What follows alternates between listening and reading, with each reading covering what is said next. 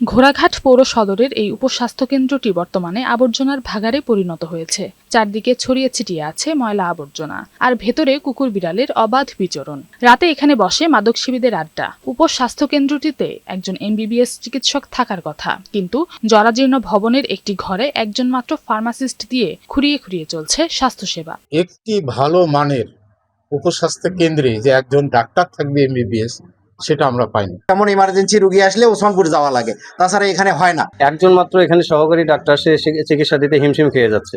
এই সরকার এই স্বাস্থ্য কেন্দ্রটাকে একটা আধুনিক হাসপাতালে রূপান্তর করবে বলে আমি বিশ্বাস করি। জনস্বার্থে দ্রুত ব্যবস্থা নেওয়ার আশ্বাস দিয়েছেন সংশ্লিষ্টরা।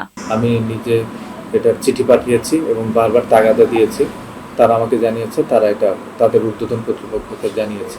তো আশা করছি যে খুব শীঘ্রই হয়তো বা এটা একটা বিহিত হতে পারে। নওশীন জান্নাত, বৈশাখী সংবাদ।